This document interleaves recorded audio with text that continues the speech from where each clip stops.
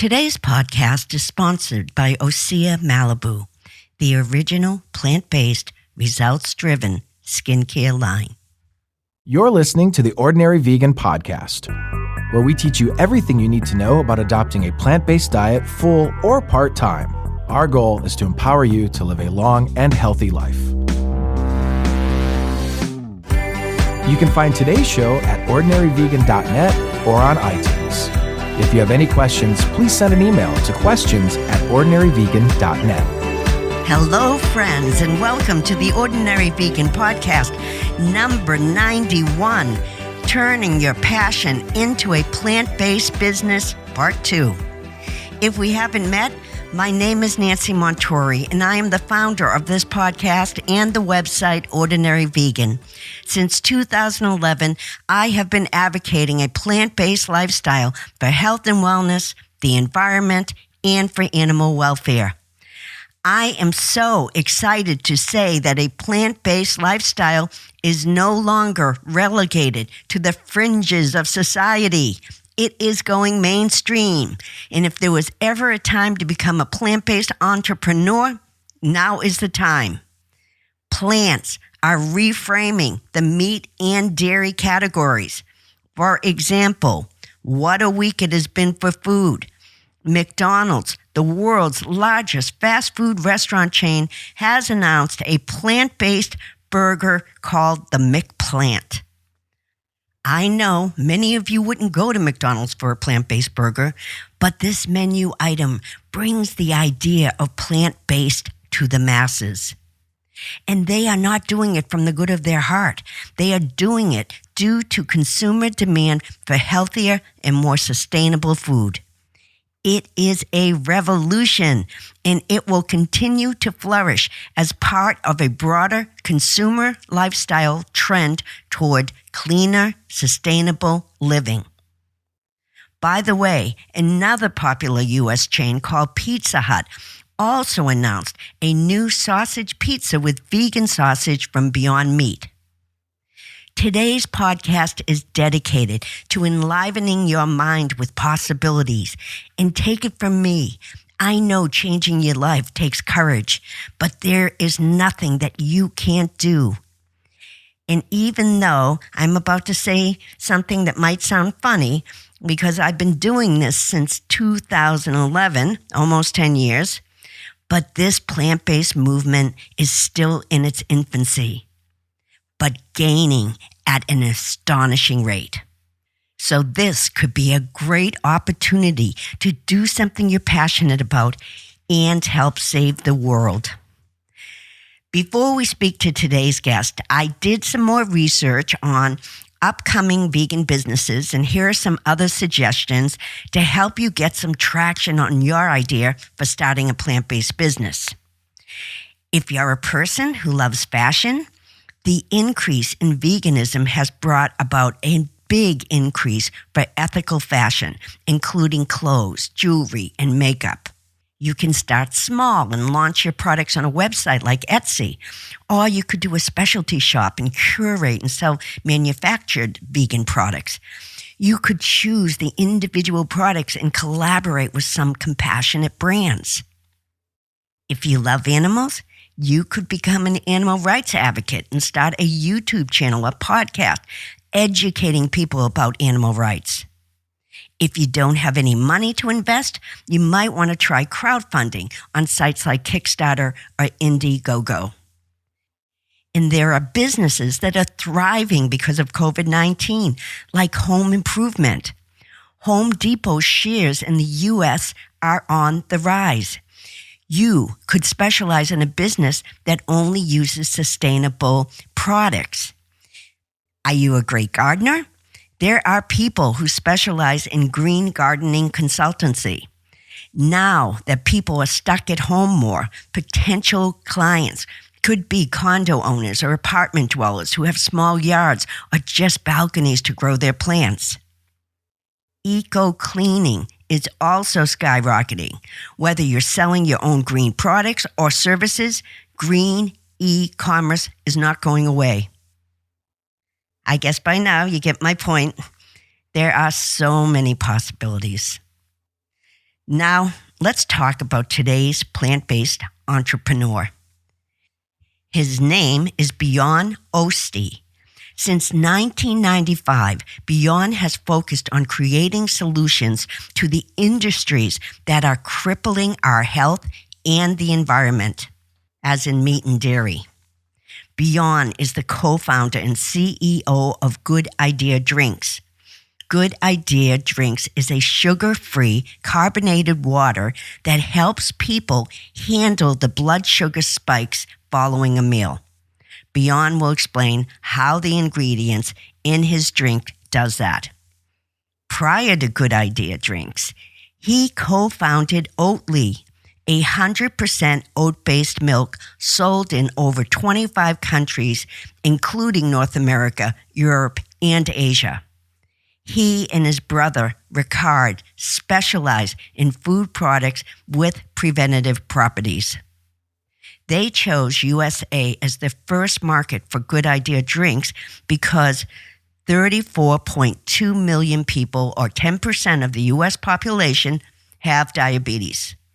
That statistic is according to the CDC's National Diabetes Statistics Report for 2020.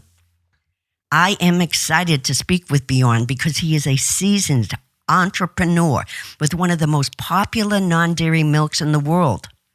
In just a few years, oat milk, specifically Oatly, has become the second most popular plant-based milk after almond milk. So let's welcome Björn Öste to the podcast.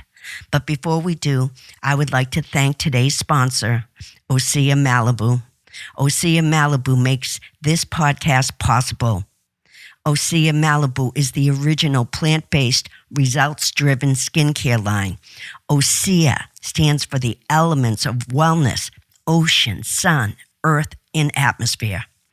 Their entire line is built on these 4 pillars and pulls from botanical sources around the world to create products that are truly protective. Their skin-nourishing products are made entirely of plant-derived ingredients. They are non-toxic and a good choice for moms-to-be. Take it from me, I love their products. Just go to oseamalibu.com/ordinaryvegan10 for $10 off your first purchase of $50 or more. That offer expires December 21st, 2020. They also offer free shipping for U.S. orders of $75 or more and free samples with every order. So go to Osea, O-S-E-A, Malibu.com/ordinaryvegan10 before December 21st, 2020.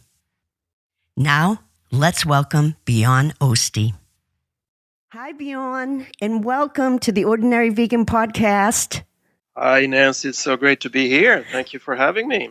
Well, thanks for being here and sharing all your knowledge about being a plant-based entrepreneur. My first question is, when did you become a plant-based entrepreneur, and was it scary to leave your career behind? Oh, yes. Wow. Well, there you go. I don't remember. That's so long ago. I think it was last millennium, actually. I used to be in the software industry. I built together with some friends from college. We built a business in computer security, and I was fortunate enough to sell that in 1997 to. I'm Swedish, so we did that in Sweden. And in '97, I sold my company to a U.S.-based firm that had 2 very big impacts on my life. As it turned out, I moved over to the U.S. to help integrate the companies and ended up meeting my future wife. So as of '98, my life became dramatically changed and very U.S.-centric. My wife Heidi is from Boston, obviously, and so after that we got married in 2000. Half my life has been in the U.S. at least. The other big important thing that happened to me in '97 was that I had some pocket change over from selling the business, and I decided to invest in other businesses. and take a more of an angel type position in my life. And one of the businesses I kind of was intrigued by because it felt so out of the world, different, and totally not related to anything else that anyone ever did anywhere. It was my brother of all. It's his fault, everything, right? You can always blame it on your older brothers. Anything you can blame on your older brothers. And in this case, he professor in food chemistry at the university in the south of Sweden, in the Lund University. He was tinkering with how to make a better milk. And one of the reasons he did that was that, he grew up academically in at that institution where the former professor, Professor Dahlqvist, was the guy that discovered lactose intolerance. So when my brother came there in the, 70s, that was a big deal. Milk equals issues. They looked at all kinds of ways to improve milk and remove lactose and all kinds of stuff, right? And so academically he grew up there, and then then he started figuring out, can we do a better milk? I mean, we started learning more and more about the downsides of the milk industry as we saw it with the antibiotics and poor animal husbandry practices, and started realizing and learning more and more about the carbon footprint and the water footprint and the acreage needed, and all these good stuff started, in the late 1990s, starting to pile up as big issues. We got to we got to do something about it. And that's when my brother, okay, let's make it better milk. And long story short, he played and tested a bunch of different types of plants and ingredients, and then landed in oats. Good old, boring oats. Oatly. Who would have thought? Yes. And that's sort of... we kind of looked at that and said, that's an out-of-the-world, totally crazy idea, but we liked the product. It tasted great. And my mother, I remember her, bless her, she loved to bake with it day one, right? She realized that the bread turned much more moist. And it was just all these little things that stacked up. And so I left my computer career behind and went all in on building an oat milk business instead. Wow. So it's not an overnight success. Obviously. Oh, it's a 20-year overnight success. Well, were you confident that the idea of oat milk back then would be successful? Well, so I couldn't say that we were confident, but we believed in it firmly for a couple of different reasons, right? And I mean, they were all the right reasons. It was very few allergens associated with oats. We proved in our early days that it was very efficient at reducing bad LDL cholesterol. So it had a very strong medical component. We've done 5 clinical studies that have been published, so Oatly is very potent at reducing cholesterol. It had a taste, it had the functional properties that made it a really good substitute to milk. Then, of course, we were in Sweden that has very high dairy per capita consumption, higher than here in the US, and very low lactose intolerance prevalence, lower than here in the US. So not really an ideal market to launch a product like that. But we just looked at it and we felt like, yeah, it had legs. There was something in this that was worthwhile. Go all in and try to figure out how we could take it to market, right? And it's worth to note too. I mean, my brother started really in 94, 95 with some attempts to put something on the market, and it wasn't until 2001. I joined in 97, right? In 2001, we coined and launched the Oatly brand. So up until then was a lot of trial and horror, as we say, and a lot of horror. And but we kind of kept landing with our feet down and figured out that, okay, now we kind of... So when we did launch in 2001, I think we were all feeling like, yeah, but we don't know how big it's going to get, but this is the right thing. It has all the key components for being a good product, right? Taste, number one. Functional properties, and wherever you want to use it, it works. You can freeze it, cook it, make sauces, bake with it. It works really well everywhere, and the neutral flavor blends extremely well with other flavors. So it's good in sauces and soups and whatnot. What other reasons does Oatly stand out from the other plant-based milks? There are so many now. Yeah, I think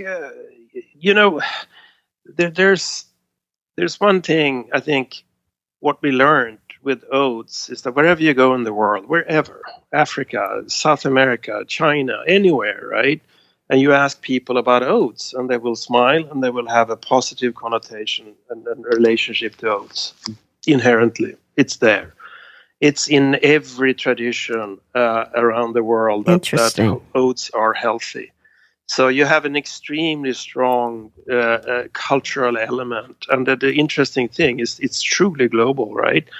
In whether it's in the high altitudes in the Andes or in the northern African mountain Atlas mountains or in China, as I say, or pretty much anywhere, right? It's there, and it has positive connotations, and I think if you talk to farmers, they love oats because it's one of the best rotational crops. So you'll have to, if you have your wheat or corn fields, and every third, fourth, or fifth year you have a round of oats there. It helps to reset the pH and the nutritional balance of the soil. So it's good for soil enrichment.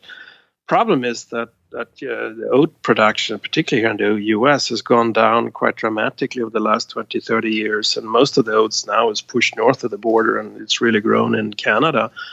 And U.S. imports more and more. And I think the biggest usage of oats traditionally has been as horse feed. So, as they say in England, they look down on this oats because it's horse feed, and the Scots say that's why England have such fine horses and Scotland such fine men. Well, when you first launched Oatly, it was in Sweden, who were big consumers of dairy milk. Correct. How hard was it to convince the Swedish to give up their milk, and what was your marketing strategy at the time? Very proud of that. Our strategy was not to go after milk drinkers at all in the early days. We deemed that too big of a jump, right? So we had two groups that we went after. One was the vegans. Unfortunately for us in Sweden in those days, there weren't that many of them, but there were a few, and they were very vocal, and they were a great audience for us. They loved us, and they tweeted and shared on social media and whatnot. But more important consumer group in the very first days was families with milk protein allergic children. So milk protein allergies is fairly equally distributed across the globe. I believe there's some 2 to 3% of all children have some level of milk protein allergy, and most of them will grow out of it by the age of 8 or 9 or so. Some will keep it for the rest of their lives. The thing is, it's so you would, and 2-3%, that's not many. Well, the thing is that when you have socially, in the context of a family where one kid is milk protein allergic, it affects the whole household. And they can't mix, pots and pans. They have to have separate cooking and whatnot. So if you give them a perfect replacement, they will all take it, and they will all accept it. And all of a sudden, when we launched our ice creams in Sweden, we launched them very early on, because part of that family. The poor child, 7-8-year-old, could not go to a birthday party where they had ice cream, right? And just sit there and look and watch while the others had that. Now we gave them a tool where they could have ice cream, and all their friends could have the ice cream too. And they all could share in and love it and enjoy it and laugh. And all of a sudden, instead of being excluded, you were included. And in fact, you could be a little bit cool too, because you came with something brand new that everybody liked. So that's really the early days of how to make it in an otherwise very strong dairy culture where milk is holy. Well, you go after the true weaknesses where milk cannot play, and there are always some little niches like that. And when you're a young startup, that little niche is actually good enough to build a foothold into the market, and then you start widen and broaden your consumer groups as you grow bigger. That is great information, because I sometimes think that people forget about that, And Oatly is very famous for their ad campaign here in the United States. And I read somewhere that you said you can't ask consumers what they want, as in consumer research, because you will always be behind. What Correct. did you mean by that? And what advice would you give someone just starting out marketing their project? The theory is not unique to us, or I've said it many times. A lot of people in our company and the organization talk about it, right? But go back to good old Henry Ford. He knew that if you ask people what they want, they will ask for faster horses. That was his famous quote, right? So you need to stay ahead of and understand where markets are going. I think I've always been very skeptical to too much consumer research, and with the new management team that we built up at Oatly back 6-7 years ago now. They made a very strong stand there that not to do too much consumer research, because you are skewing yourself, and you're all of a sudden positioning yourself as behind the curve. If you want to lead, you have to come out with things that people didn't know they want, and you need to be coming out with new stuff that people aspire to or desire, right? If you just go and ask them what they want, how they're going to say what they want, and they can only relate to what they know. So if you want to be a leader, you have to look ahead. That's great. You probably had scientists do studies to back up your oat claims, so to speak. If you were just starting out and didn't have the resources that you have and wanted to create a plant-based food with scientific health benefits, how would you go about hiring scientists to back up the health claims? That's a very good question, and our advantage. I mean, we are my brother, as I said earlier here, right, professor of food chemistry, and he actually didn't invent Oatly all by himself, locked up in a dark closet, right? He had a team of scientists, and he quite early realized around him, right, and he early realized that in order to pull this off, he needed subject matter experts in various different disciplines. And that's fairly unique and unusual, particularly in the food industry, that you reach out across the aisle to the other side, and you pull in, it could be medical experts in his case, it could be protein experts, enzyme experts, oat experts, food processing experts. These are all different disciplines and categories, right? And from that environment, we could start. It was very logical that we start doing clinical tests and whatnot.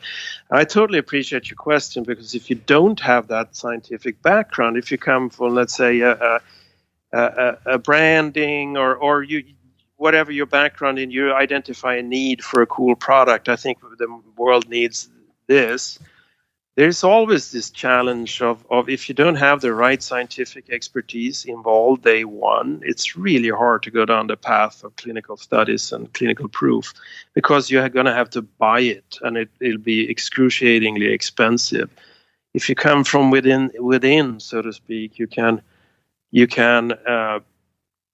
actually do a lot of clinical work at a very low cost if you're smart and know what you're doing. But hey, listen, it's really the age-old challenge for any entrepreneur, whether in food tech, biotech, technology of any kind, that you need really to be truly successful. You need a combination of world-class scientists and world-class marketeers. And that's not a given. That's not an easy thing, right? So if you don't have one, you have to buy the other. If you only have one, you have to buy the other. And that's, if you don't have the scientific deep understanding, and it's really hard to know who to go to, which people to bring on board. I think we've seen a lot of brilliant scientists getting lost in in market-driven companies and vice versa. So don't ask me to give you the solution because I don't have it. Well, I don't know. It is hard, and talk to a lot of people, dialogue, and lead with your guts. yeah, and the FDA really stays on top of that. I mean, you can't make, false claims about your products, and, you have to have some pretty major scientific evidence to say, well, this is going to help you with heart disease or whatever, Now, let's talk about your latest venture, Good Idea Drinks. Mm-hmm. It's a carbonated water with a blend of amino acids and chromium. Correct. And so why that blend, and what will it help with? So Good Ideas is the Swedish wellness water that we are launching here in the US. And so let me give you a little bit of a background here. My brother created Oatly, and he put that team of scientists together, multidisciplinary, from very different fields. And a few years into our building Oatly, we decided to take some of the lead scientists out of that equation and create an independent company, because we didn't want them to get locked up in a specific oat dimension, for example. But to create an environment for true innovation, you need to let the mad scientists, if you like, with their with their hats on, right? You need to give them freedom, and you can be quite safe in the sense that they're not going to go all over the map, because they're only going to do what they're good at. And when you have specific areas of expertise, you're going to look at that. So we started looking, and our whole idea, what we learned from Oatly, was that we saw that there's definitely an incredible opportunity in the food industry to develop food products with documented health benefits. There's just a wealth of resources and opportunities in this space that are literally untouched. The traditional incumbent food industries have never done research, right? They've been food blending, and to the extent they've done research, it's about, preservatives and food processing and and sweeteners and whatnot, but not, for whatever reason, they never looked at how can I improve the health benefits and actually take them to the next level, so I can put health claims on my food, and it could be a really important tool in the fight against many of the leading diseases today, right? And I mean, if you take the whole metabolic syndrome with obesity, cardiovascular disease, diabetes, high blood pressure, most of those diseases are totally avoidable if you only eat right and exercise more. And that's easy to say, but our idea is to use our experts to try to identify areas in here where we can add great tasting, delicious food products with clinically proven health benefits. Taste is king. If it doesn't taste good, it doesn't matter how good it is on the health aspect, right? It has to taste great. So that's sort of where we come from. That's what we believe in. That's our mantra, and that's what we live, breathe, and eat daily. That philosophy, and out of that, we now started a couple of different companies. And Good Idea was born in that context. It's probably 8-9 years ago now, when a couple of scientists, also at Lund University, it happened to be there, discovered a relationship between proteins, amino acids, and blood sugar management. So there's some foods, if you eat them, scientists have known for years that it seemed to give you a better blood sugar response, meaning a lower spike, a lower sugar load. And today, it's widely believed, confirmed, that it's the stress on your system caused by constant blood sugar swings that lead to inflammations that start knock out essential functions that could lead to obesity, diabetes, high blood pressure, right? So if you can balance your blood sugar, even out the spikes, control that in a much better way, which you would had you been eating more of a, let's say, paleo diet, for example. A more traditional caveman diet would give you a much better blood sugar curve. So it's sort of, okay, let's go back to the roots here and try to give people food that help regulate blood sugar. And our discovery with the 5 amino acids, a very particular mix of amino acids, and in proportions and amounts that are critical, and also the fact that they're liquid, they're rapidly absorbed, and they clearly seems to boost your blood sugar processing. And with the addition of chromium, that is widely known to improve insulin efficiency, meaning that your insulin, which is the hormone in your blood that helps burn your blood sugar, to put it, simplified. And the big culprit ultimately that causes diabetes and everything is that you have too much insulin in your system. The insulin load goes up because of your constant blood sugar swings. So here we have a beverage that combines the strength of these particular 5 amino acids and chromium. And if you drink that with your food, you get 25-30% less blood sugar load, which is a dramatic improvement. And the interesting thing with the blood sugar management is that it's really, of course, it's important for people that are, let's say, pre-diabetic or early stage diabetes to really help manage their system. But it really is beneficial for absolutely everybody. I mean, you can all, and I'm sure you can witness to the fact that you have lunch and then you're tired at 1 o'clock, right? When you have that important meeting. Of course, yeah. You sit in the front row in the conference room and you're fighting to stay asleep when your boss is giving his speech. And so that's caused by a blood sugar low, which happens after the blood sugar spike that you got from the food you just had for lunch, right? So if you drink Good Idea, you will notice that you don't get that low at all in the same, and not anywhere near in the same way. So in that sense, it's about nurturing or capturing your natural energy. Take that energy you ate in forms of sugars and spread it more evenly over the day, and you find that you're awake and alert in the afternoon. You don't snack in the afternoon. You don't get that sugar craving at 2 o'clock, 3 o'clock. So we all benefit from that. If you're on a diet, if you're a paleo or a keto diet or what, it's about managing your ketones, but it's even more important about managing and keeping your blood sugar levels at bay. So it's a really smart tool for anyone, and that's why we call it a good idea. People say we call it a brilliant idea.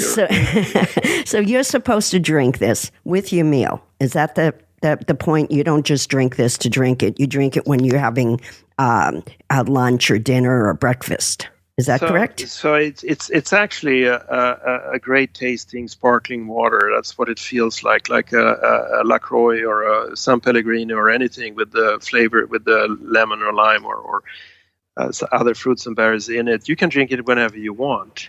If you're thirsty, whenever you feel like this, there's no problem. You can't overload. You're not overtaxing your system or anything, right? It's just a nice beverage. But to get the blood sugar regulation, you need to drink it with your food.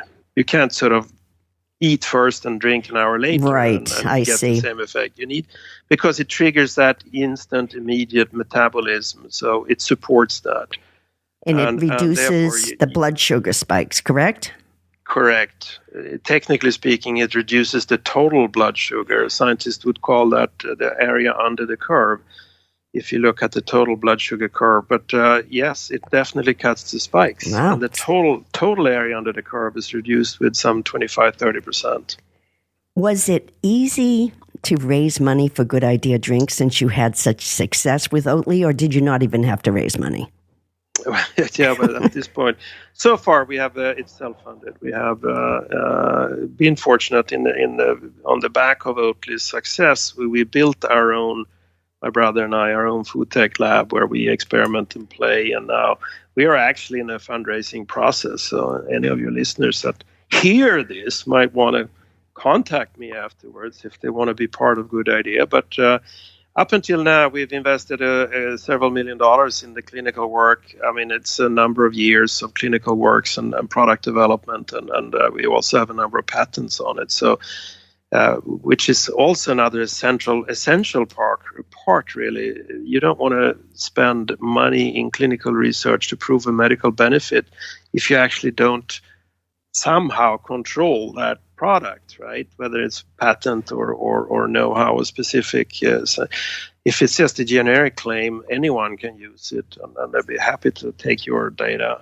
and run with it. And that's not really, if you're a small startup, that's just not fair. So it's hard to go there unless you can patent the product. So a good idea has a number of patents in multiple countries, and I think we have done 9 clinical studies to date. And we are planning a few more actually as we grow bigger and wider. We do long-term intervention studies to show that long-term consumption will reduce what the scientists would call the resting glucose, which is a marker for pre-diabetics, for example, diabetics.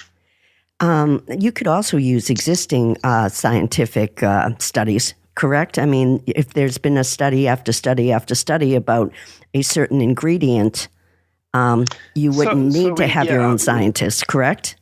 Correct, except that's available for everybody. And in our case, in the case of Good Idea, we use the chromium component is a good example, right? Chromium is well studied, well researched, number of independent studies by a number of scientists all over the world that shown many different benefits of chromium.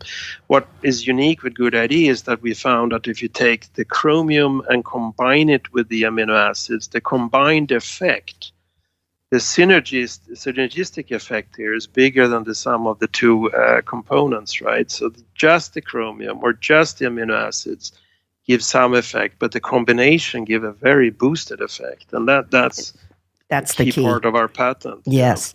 What advice would you give someone just starting out about how to raise money? Well, it comes back to what it is you're trying to do. I think first of all, I think it's a good time to raise money for food, and particularly if you're in some kind of food tech aspect and looking at health benefits, for example, because there's a lot of money seeking investments in that space today. There's a lot of food has become trendy. And food tech, not the least, right? Driven by companies like Impossible, Beyond, and I would argue Oatly as well, right? It's sort of attracting a lot of people into that space. So you would think that maybe competition increases, but my sense right now is that there's a lot of money that looks for investment. So it's, it really comes back down to your story, your mission, your vision, and your uniqueness in the product. If you have a good story, you're very clear on your vision and your mission, and you have a good tasting product, it shouldn't be that hard to raise money. Okay, good to know. Well put, simply put. Okay, Björn, my last question is, what are the hard lessons you have learned starting a plant-based business? And what advice would you give to anyone listening here today who would like to become a plant-based food entrepreneur? 3 words. Patience, patience, patience. It takes time, right? We all read about these truly overnight success stories in Silicon Valley where a kid comes up with some software or something, and next thing you know, they are gazillionaires, right? It doesn't happen in the food industry in the same way, and there are reasons for that. I mean, I love when our head of production at Oatly described one day. I mean, when Oatly is in a hyper growth phase with triple digit growths in the past now, and incredible potential, right? But it's very humbling when you hear the people that actually run the production say, well, so we started this plant, and with the capacity we have now, we need 24 trucks every day to come in and pick up oat milks and deliver 24 trucks a day. And you start thinking, okay, well, that's quite a lot. And they, of course, they don't come one every hour, right? They come in spurts. And where do you park them? And how do they turn around? And how much space do they need? And how much service areas you need for the drivers and whatnot? So you start building and designing that. And then then they say, well, but next year we're going to do twice as much. So all of a sudden, 48 tracks, and you start thinking we're adding football fields just to handle trucks. And there's a lot of physical product that need to go through the system, raw materials in and finished goods out, and in order to achieve that number, right? And that's hard work. That takes time. You can't just expect triple-digit growth, not year over year. That's extremely difficult to manage and handle. So food takes time. We're shifting products, and we're also, if it's something relatively new, to shift consumer behavior. I think that's one of the biggest lessons from our first 10 years, 15 years of the Oatly life, right? You're going to get people that are so programmed to do one thing to start do something differently, and that never happens overnight. That takes truly grit, and roll up your sleeves and go down there and just keep digging, right? So unfortunately, or fortunately, depending on how you look at it, the food industry is not for people that want to make a fast buck. Right. Well, that's good advice. Well, congratulations on all your success, Björn, and thanks so much for sharing your story. We learned so much today. Thank you. Okay, stay strong and stay well. You too. Thank you so much. Thanks for having me. Thank you. Bye-bye. Bye-bye. Okay, that's it for today's podcast. Thanks to Osea Malibu for being today's sponsor. You can find a link to their website in this week's show notes. You can find my organic, vegan CBD products made from hemp at ordinaryvegan.net. According to the American Sleep Association, and I'm quoting them, CBD from hemp may interact with specific receptors, potentially helping with the sleep-wake cycle. Additionally, you can find my new book, The Easy 5-Ingredient Vegan Cookbook, on my website, ordinaryvegan.net. For recipes and inspiration, follow me on Instagram at Ordinary Vegan and join our fun Facebook group and community, facebook.com/ordinaryvegan. Also, if you get a chance, please share this podcast so our community can grow. And if you have time, please leave a review on Apple Podcasts or Spotify. The more reviews we receive, the better chance of spreading the compassion, one plant-based meal at a time. Please stay strong and stay well. Till next time. Thanks for joining our plant-based community today. Together, we can accomplish great things. Please subscribe so you don't miss any of Ordinary Vegan's recipes and plant-based tips. If you have any questions or feedback, email us at questions@ordinaryvegan.net. Until next time.